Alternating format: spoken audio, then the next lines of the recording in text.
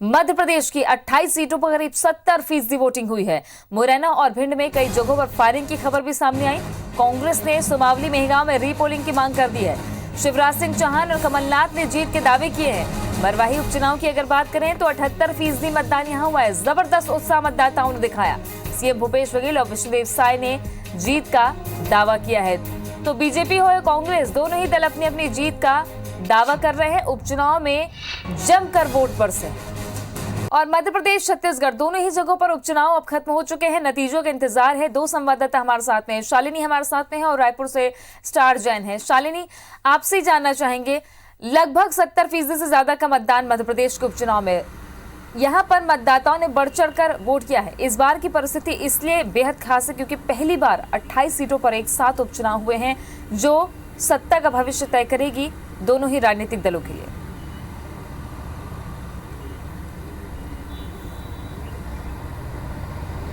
बिल्कुल तृप्ति, सही कहा आपने, क्योंकि जिस तरह से एक बढ़ चढ़कर हिस्सा आम जनता ने लिया है वो फिर एक बार साबित करता है कि भले कोरोना संक्रमण चल रहा हो लेकिन जो लोकतंत्र का उत्साह है उसको कम करने की कोशिश जो है वो नहीं की गई। देखिए, जिस तरह के रिजल्ट सामने आए हैं, 70% मतदान हुआ है और ये एक इतिहास में पहली बार दर्ज है कि 28 सीटों पर जब उपचुनाव हुआ है तो इतना ज़्यादा पार्टिसिपेशन देखने को मिला है।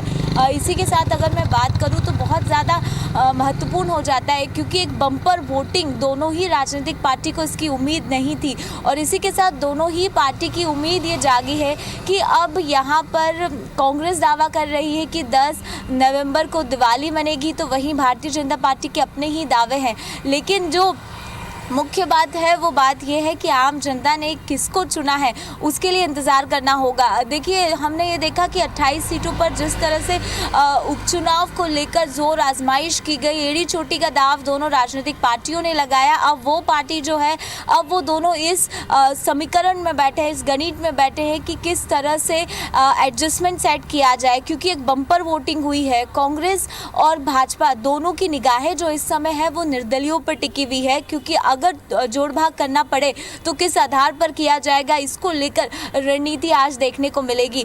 जिस तरह से दोनों ही राजनीतिक पार्टी ने दावा किया है कि बम्पर वोटिंग हुई है और ये फायदा भी कांग्रेस को देगी। कांग्रेस ये दावा कर रही है, भारतीय जनता पार्टी दावा कर रही है कि बम्पर वोटिंग हुई है यानी ये हित भारतीय जनता पार्टी का है, लेकिन वो आम जनता जानती है जो क्या फैसला होने वाला है। देखिए, इसके साथ ही क्योंकि लगातार ताबड़तोड़ हर प्रत्याशी ने दौरे किए, भले वो गाँव से गाँव हो या शहर टू शहर, डोर टू डोर दस्तक हो, ऐसे में जितने भी प्रत्याशी हैं वो आज फिलहाल आराम करेंगे अपने घरों में। और लेकिन इसी के साथ वो ही रणनीति सेट करने की कोशिश की जाएगी, एनालिसिस किया जाएगा एक एक बूथ पर कि क्या समीकरण सेट हो रहे हैं, किस तरह की आवश्यकता है जो आने वाले दिनों में स्ट्रैटेजी अपनाने की, वो उन सब पर मंथन का जो दौर है वो आज से शुरू हो गया है। वहीं अगर मैं मुख्यमंत्री शिवराज सिंह चौहान की बात करूँ तो उनका केवल आज 3 बजे मंत्रालय में मीटिंग है बिजली विभाग के अधिकारियों के साथ। इसके अलावा कोई ऐसा शेड्यूल जो है वो फिलहाल शिवराज सिंह चौहान का नहीं है। यानी साफ तौर पर देखा जा सकता है कि जितने भी दिग्गज हैं अब वो सिर्फ परिणामों के आने के इंतजार में हैं और अपने काम में वापस लौट चुके हैं। फिर से उसी गति के साथ कामकाज शुरू हो चुका है।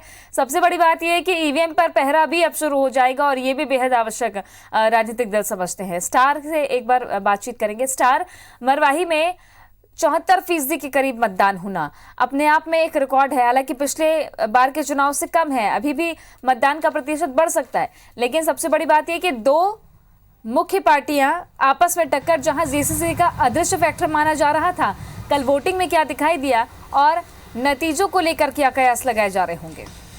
देखिए, उपचुनाव यदि वोटिंग परसेंट की बात करें तो जो फाइनल अपडेट लगभग आया था कल रात तक वो 74 कुछ प्रतिशत था, मतलब लगभग 75% मतदान हुए हैं।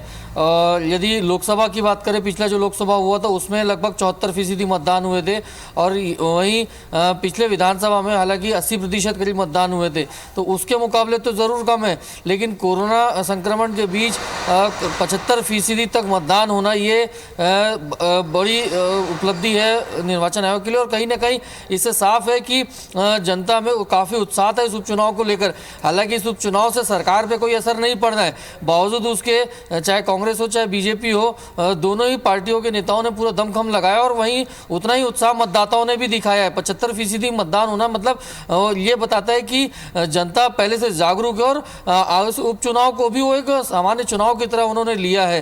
तो जहां तक दावों की बात करें तो कांग्रेस सरकार पूरी तरीके आश्वस्त है कि इस उपचुनाव में उनको जीत मिलेगी, क्योंकि जिस प्रकार से उनका तमाम नेताओं का हमने बयान देखा था कि कांग्रेस ने ही मरवाही को जिला बनाया है, वहां पे सौगातें दी है और पिछली सरकारों ने इस पर फोकस नहीं किया था। यही वजह कि जनता उन्हें इस उपचुनाव में भी जीत देगी। हालांकि बीजेपी का कहना है कि इतनी ज़्यादा पोलिंग होना मतलब एंटी इनकम्बेंसी का कुछ फैक्टर हो सकता है, सरकार से कुछ नाराजगी हो सकती है।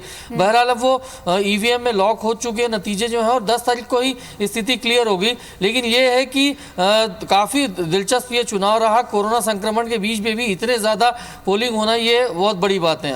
जी बिल्कुल, शुक्रिया आपका स्टार और शालिनी जानकारी के लिए। तो मध्य प्रदेश और छत्तीसगढ़ दोनों ही जगहों पर उपचुनाव खत्म हो चुके हैं। 10 तारीख को नतीजे आएंगे।